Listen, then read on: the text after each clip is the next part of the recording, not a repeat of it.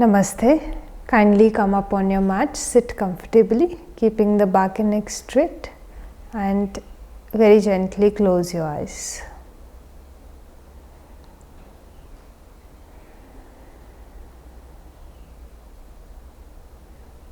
Just start observing your breath.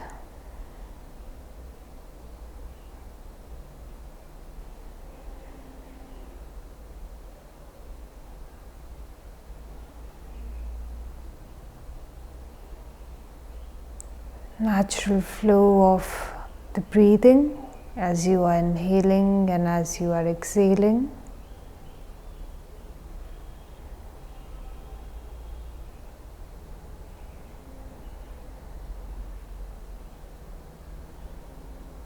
Keep your body properly aligned.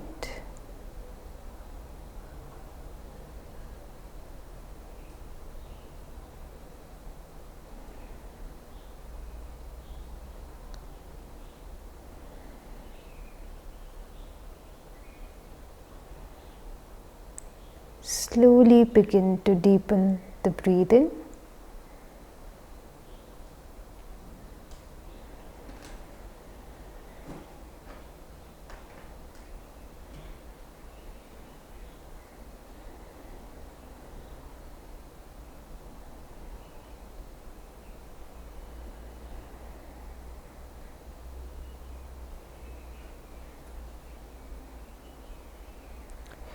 We will begin today's session by chanting Om 3 times, followed by 3 Shantis.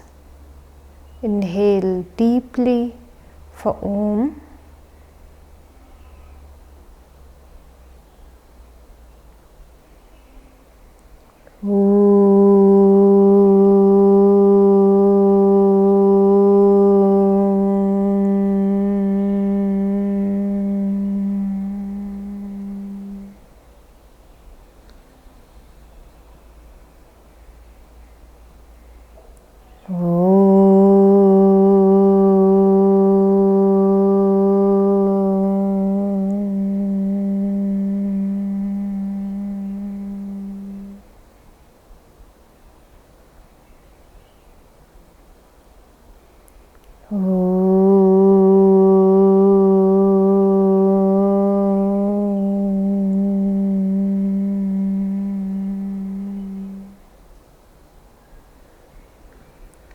Shanti,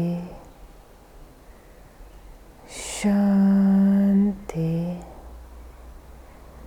Shanti.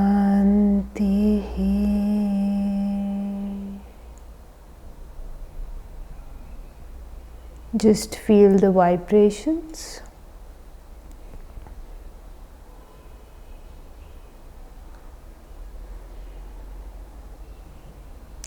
Join your palms together and rub your palms together.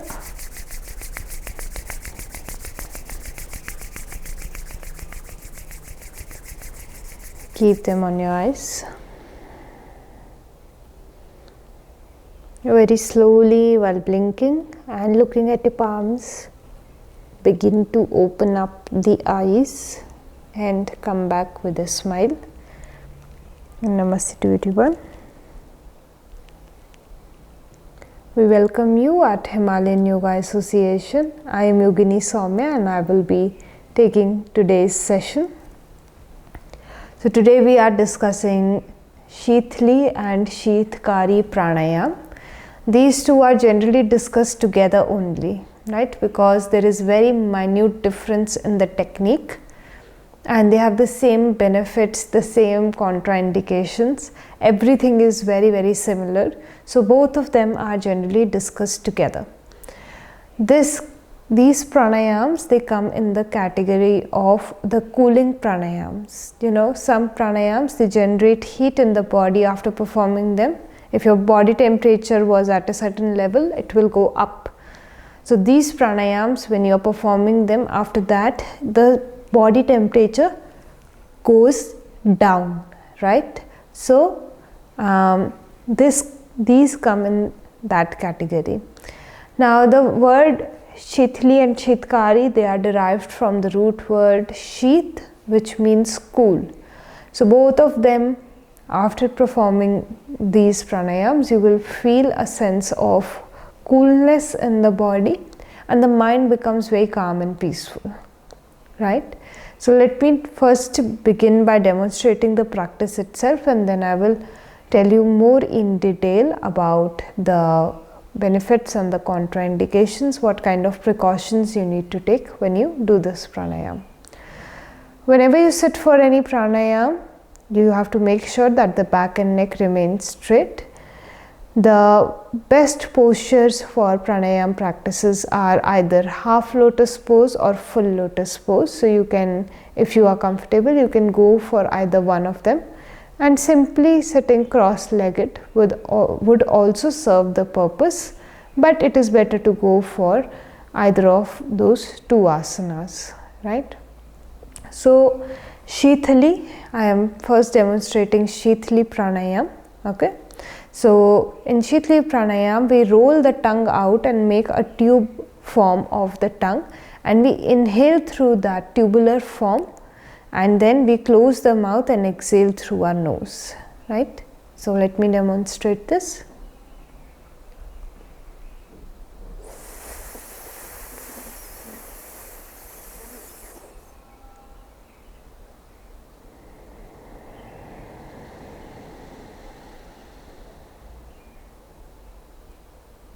Okay, now some people, they cannot roll their tongue, right? So for them Shetkari becomes much more relevant, right? It's the same form of breathing. We are breathing through the mouth only, and then we are exhaling through the nose.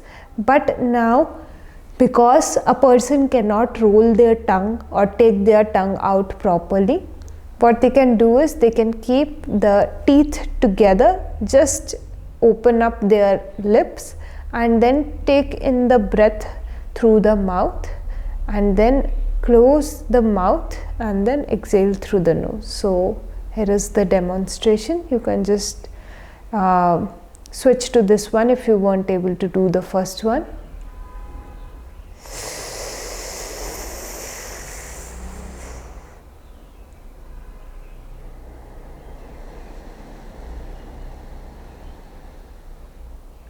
Okay, so you are basically taking in the air through the gaps between your teeth, right? So these are the two practices. Like I told you, they are very similar in nature, right? So first let me discuss the precautions with you.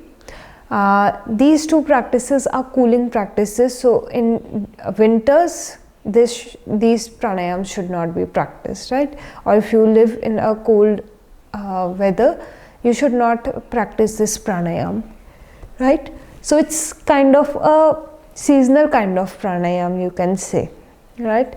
Because it will drop the temperature of the body down. So if during winters, suppose you are practicing this pranayam, already there is so much like the weather is too cold outside, then you create that coolness inside the body also. So that's not good, right?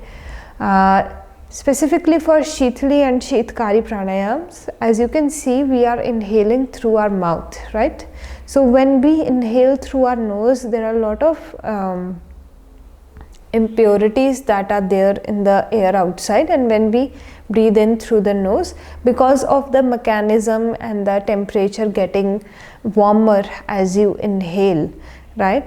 So a lot of these particles are removed by default, right? But when you inhale through your mouth, this filtering does not happen, right? So when I'm inhaling through the mouth, when this breath is going inside my mouth and creating this hissing sound, it's not reducing the temperature of the air, it's keeping it like that, or in fact making it a little bit cooler also. When you inhale in this way, you will feel cold, as if cold air is passing by, right?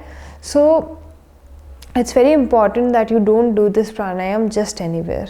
Okay, you have to make sure that wherever you are, the air over there is clean, right? There is no you cannot just do this sitting anywhere.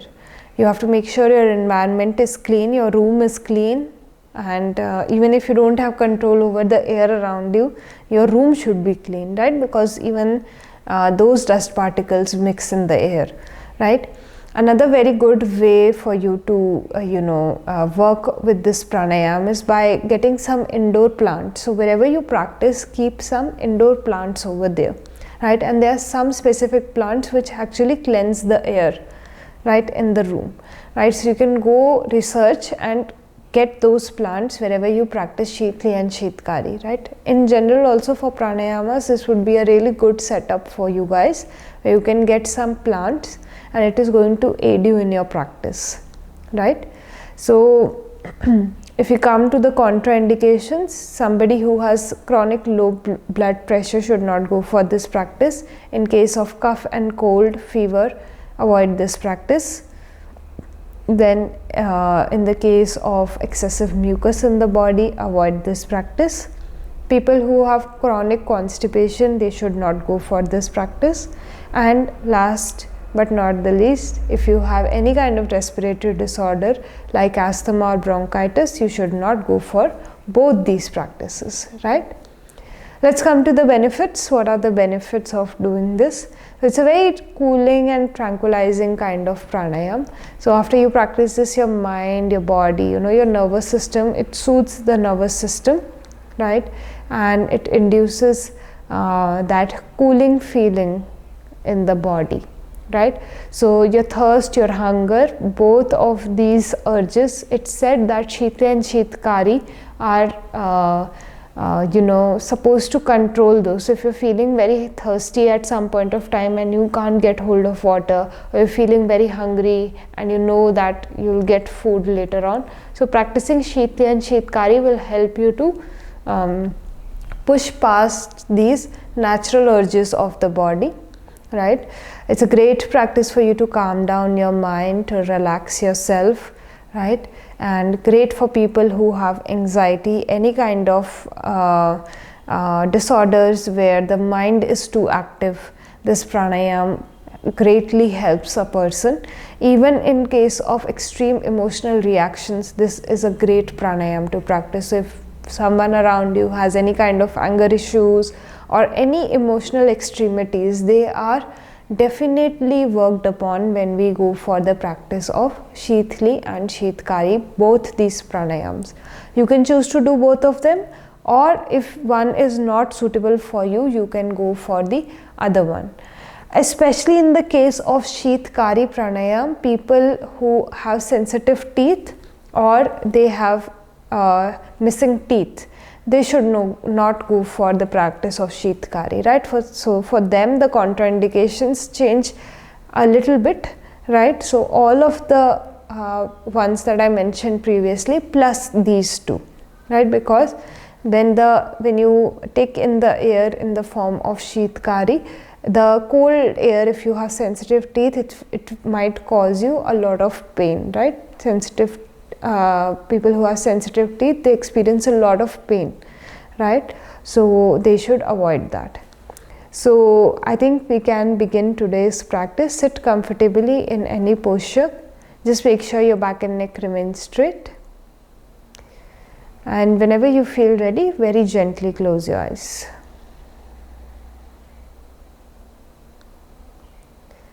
Just observe your breathing.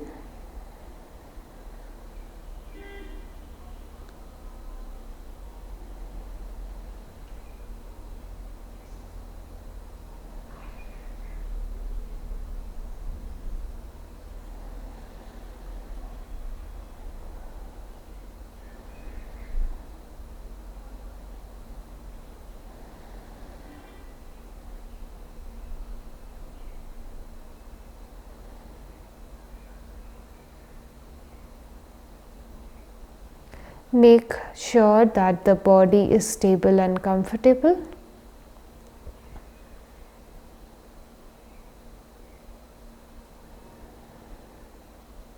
And slowly begin to deepen your breathing.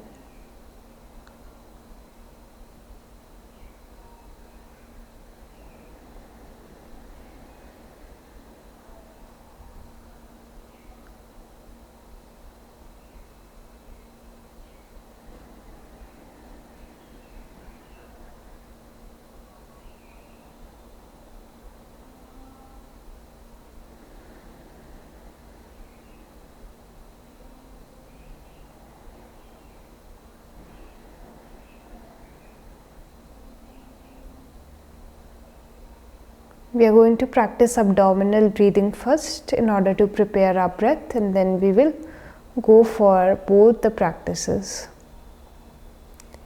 So exhale completely, squeeze the abdomen, begin to inhale and expand your abdomen completely.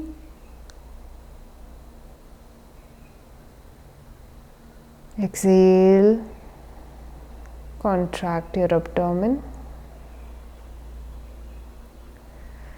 Practice a few rounds of abdominal breathing.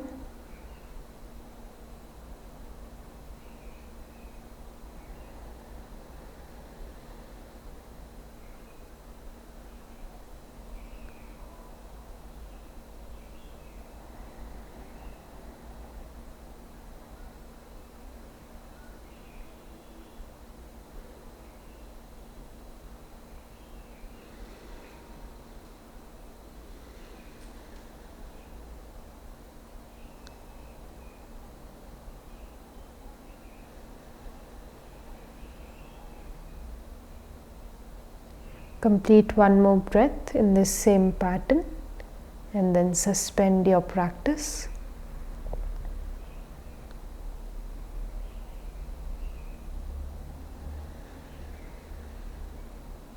Observe your natural breath.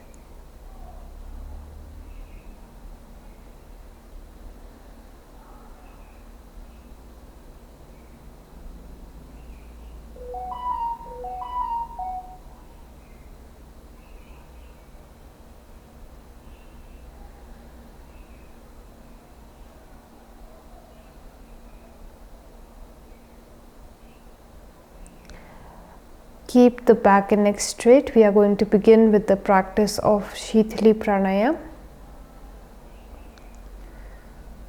If you guys can join, we are going to go for 3 rounds. So roll your tongue out and form a tube of your tongue and inhale through your mouth.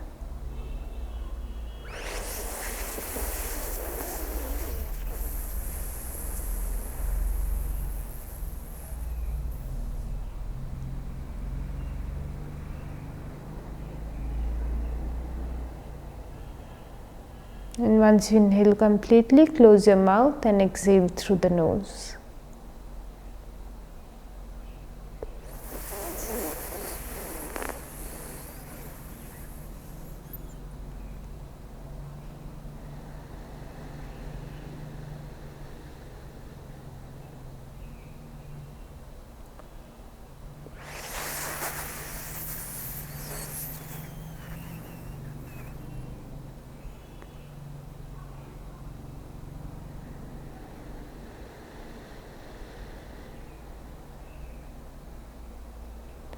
After 3 breaths, suspend your practice and simply observe.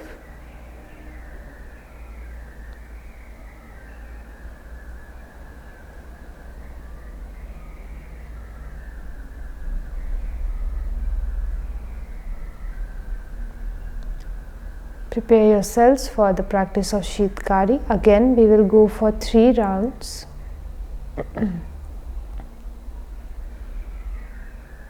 After your next exhalation, begin to inhale through the gaps in your teeth. So you can open up your mouth, keeping the teeth together. Begin to inhale.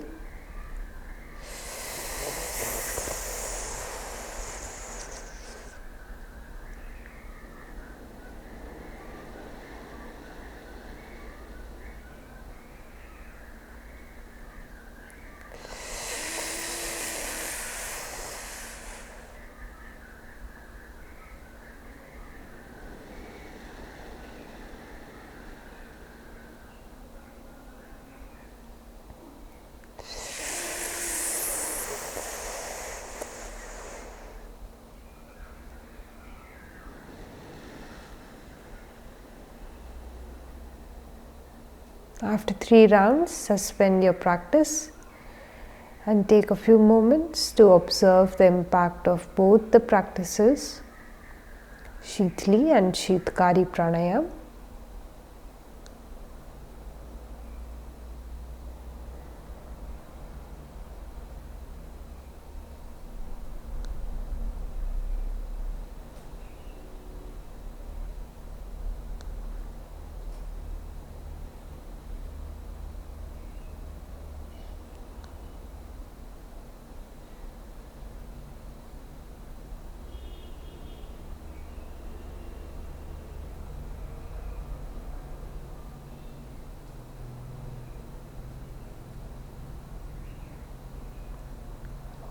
We'll end today's session by chanting Om one time, followed by 3 Shantis. Take one deep breath first.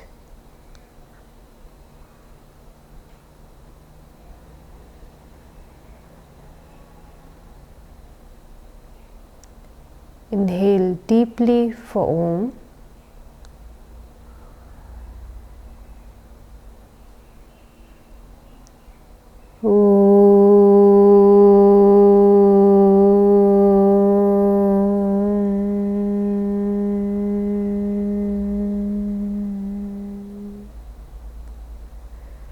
Shanti, Shanti, Shanti.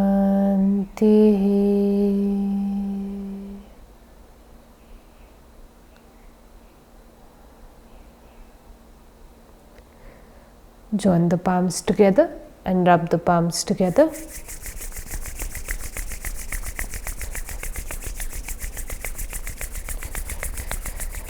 Place them on your eyes. Very slowly, while blinking and looking at your palms, begin to open up your eyes. Start coming back with a smile. And namaste to everyone. Thank you so much.